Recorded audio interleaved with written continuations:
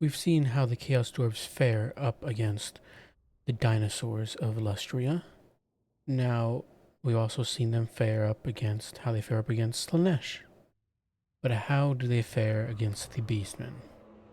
The Chaos Dwarves, headed by the Great Pigman, is rocking a Sorcerer Prophet of Fire with Burning Head and Fireball atop his Bell Taurus with, of course, the Chalice of Blood and Darkness. Now, what else do we have? We have another sorcerer, a Demonsmith sorcerer on another Bell Taurus. So two Bell Tauruses, love that. We saw how they fared up against the Grand Cathayan side as well, and they did fantastic, bullying Zhao Ming into the dirt. What do we have for the Demonsmith sorcerer? Reforge and Final Transmutation. So, let's see what the Pigman is going to be using these spells for. He's brought two different spells to cover his bases.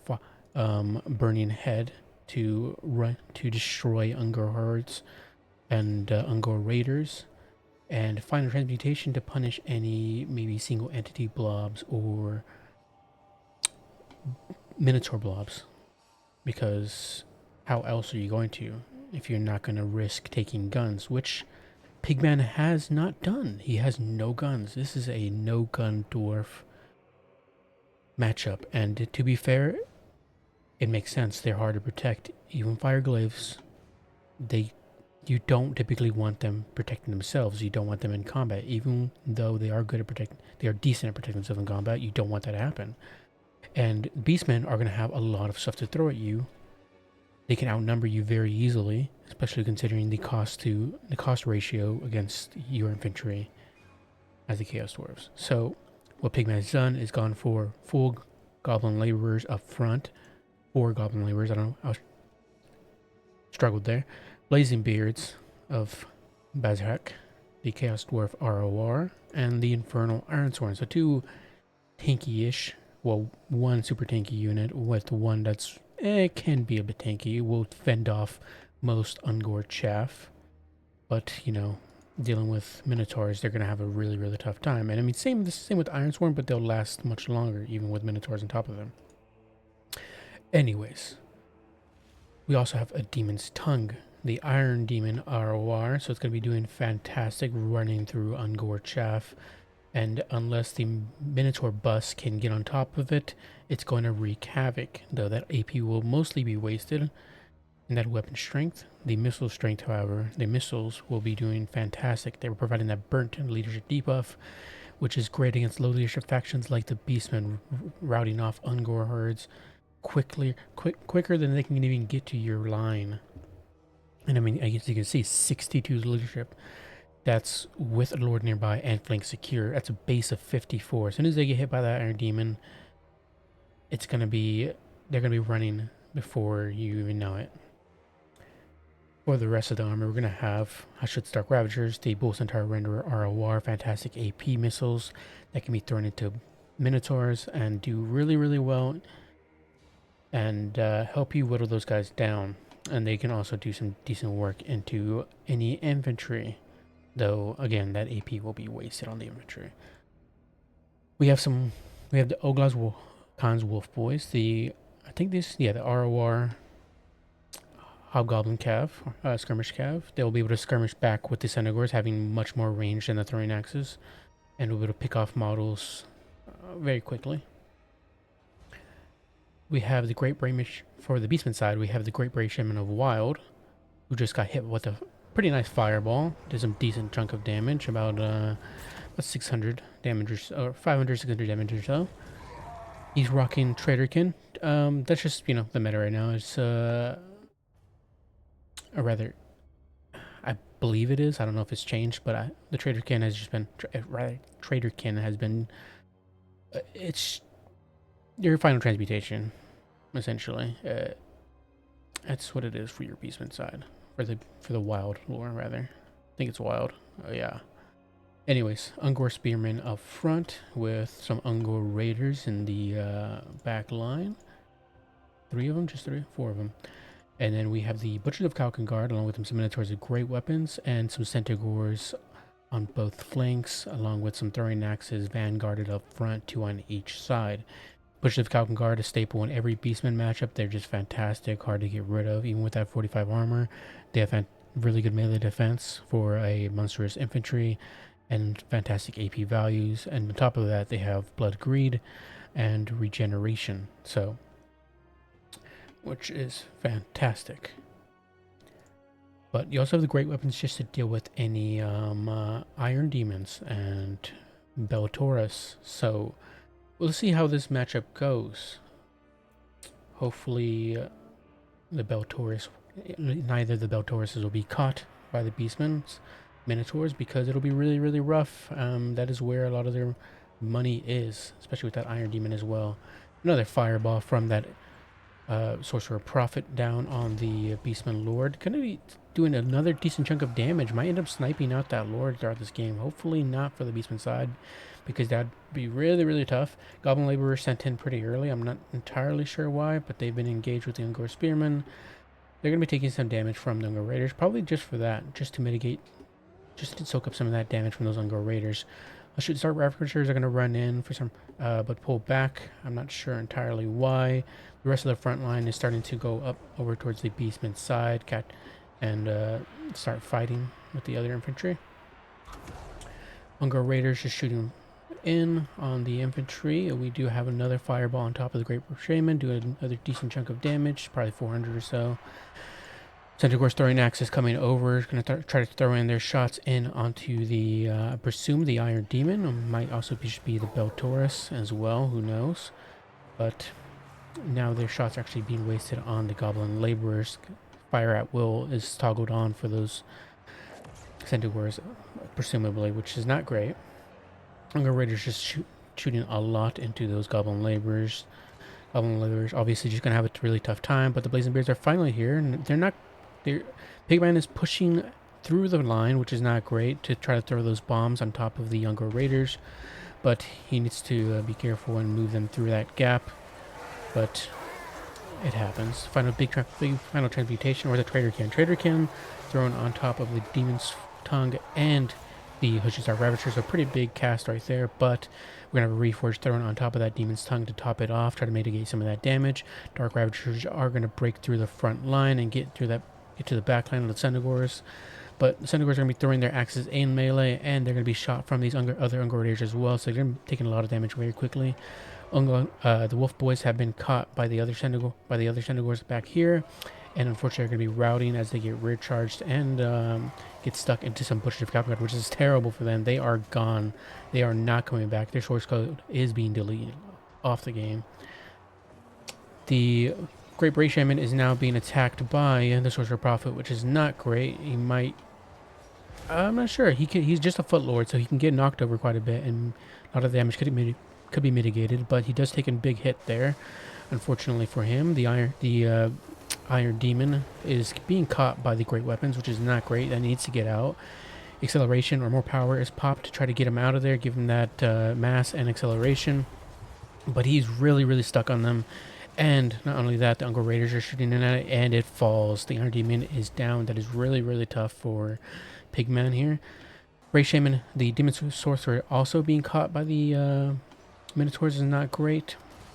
He's taking quite a bit of damage, down to nearly half health. But in return, the Great Weapons have also had a really rough time. They only have 8 models left, 1800 HP. And as well as the Lord for the Beastman side is routed off, shattered completely, so he's not coming back.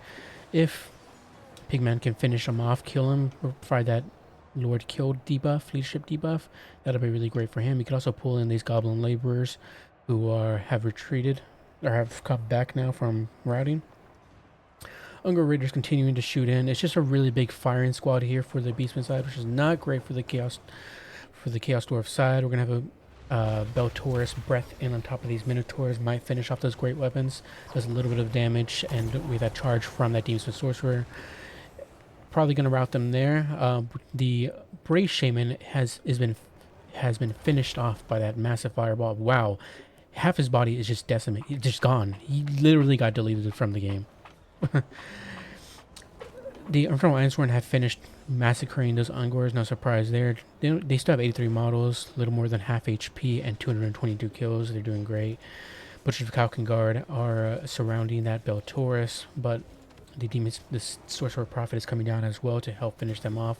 Luckily, they both do fire damage, so a lot of that healing is mitigated, and the fire weakness is providing more damage done by those Beltaurus. So that's really, really good for them.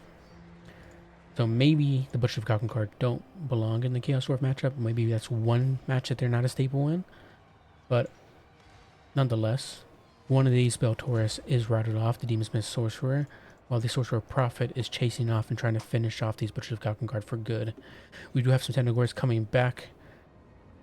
Might be able to save the Butchers of Kalkengard, but not really. They only have 2 models left. It's soon to be over for them. Blazing Beards still up and about, 68 models, less than half HP. Some Goblin Laborers have finally come back and are going to try to help out on that fight. Blazing Beards still have some bombs left they could be throwing. I'm not sure if they throw them in guard mode. I assume they do, just like with miners. But if Pigman notices he can throw those in, that Demonsmith Sorcerer is going to be finished off by the Centaurs with throwing axes, most likely. They are chasing him off for good, and he will most likely be falling here. Ungor Raiders just shooting into these Infernal Ironsworn, who just finished off some more Ungors. They are just massacring Ungors by the dozen. Going to speed it up a little bit here. Yeah, the Demonsmith Sorcerer falls. He is dead. Infernal Ironsworn are just being swarmed by Ungor Raider arrow fire, or yeah, volley of fire, and it's whittling them down slowly over time, and they are very tired, so they're not going to catch up anytime soon. But in the meanwhile, even if they catch up to one, they're still going to be shot in the back by the other. We also have these throwing axes over here coming over, maybe able to throw in their AP axes. If they throw them into the side, they will also be mitigating those shields as well. We're going to have some moving up from the Chaos Dwarf player, trying to catch those Ungor Raiders. Sorcerer Prophet flying around, trying to dodge a lot of those throwing axes, burning head. They're on top of those throwing axes as well to try to get them to rout off completely. And they actually do get caught by that Sorcerer Prophet. So one gets broken, rather terrified, and thankfully, considering they're so close to the map, they might flee off the map. Hopefully so for the Chaos Dwarf side. Oh, here we go. I mean, they are getting tied up by the Sorcerer Prophet, so yep, and then they come back. Do these route off the field though? Routing lasts longer than being terror routed. Yep, and both of them go off the field. That's a really, really nice catch for the Pigmen for Chaos Dwarf side. So let's speed it up a little bit here. We have some Ungor Raiders being chased by the Infernal Ironsworn, or rather it is the Ironsworn. Blazing Beards are still up. We don't have a lot for the Beastmen side. It pretty much is probably going to go in the hands of the Chaos Dwarves, considering there's nothing really here that can deal with the Sorcerer Prophet. I mean, we do have a bit of throwing axes on the Centaurs and a little bit of fire from these Ungor Raiders, along with these. But I don't think it will be enough. Beltaurus Breath down on top of these Centaurs, along with a burning head, but I don't think it's going to really do much. It will provide that burnt leadership debuff, which is probably what Pigman is aiming for. These Goblin Laborers can be brought over as well. But I do think it will be going in the hands of the Chaos Dwarves. We will see. Sorcerer Prophet jumps down, terror routes, or rather finishes off those Ungor Raiders, or Spearmen, routes them off. I'm not sure why those Goblin Laborers are just sitting back there. I don't know if Pigman hasn't noticed yet. But Infernal Ironsworn coming over, try to get on top of those Ungor Raiders. Blazing Beards are still up and kicking, 253 kills. Now the Centaurs are going to come back in, get another burning head on top of them to provide that burnt leadership debuff again. Might rout them off. Does rout one off. Actually, now he gets terrified. Same with the other. Both get terrified. And the Beastman player bows out. Really solid match there from both players. Pigman did well,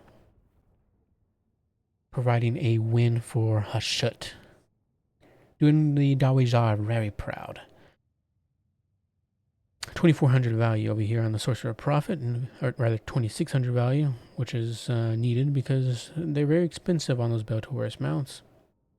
And 1,100 value on the Demonsmith Sorcerer, which, to be fair, he also had his reforges thrown on top of the Iron Demon, so that obviously is not counted in value. So he did more than that. 800 value on the Stark Ravagers, and not so great on the Iron Demon as well. Both of them did not really pay for themselves, not even close. But they did provide some utility in the battlefield. They just didn't do enough, unfortunately, due to those Minotaurs.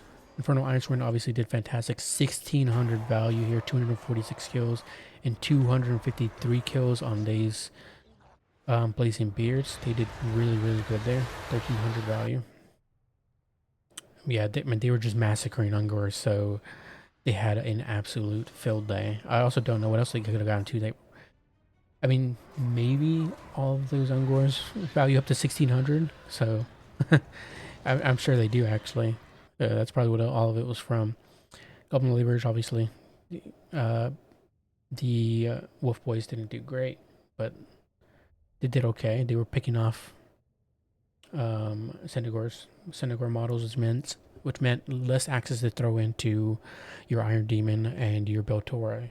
So, yeah, unfortunately, the Great Brave Shaman just got sniped out. It got one Traderkin from what I saw, but if it was able to stick around and get a lot more in, then it could have amounted to so much more value. It's just unfortunately, yeah, Pigman just sniped it out with those fireballs and then landing in on top of it and getting a few attacks and just that Brave Shaman just had a really tough time. Centaurs, those Minotaurs couldn't be everywhere, or rather couldn't be there to protect them because they were needed elsewhere, like on getting on top of the Iron Demon or dealing with the Stark Ravagers. So it's really tough there. And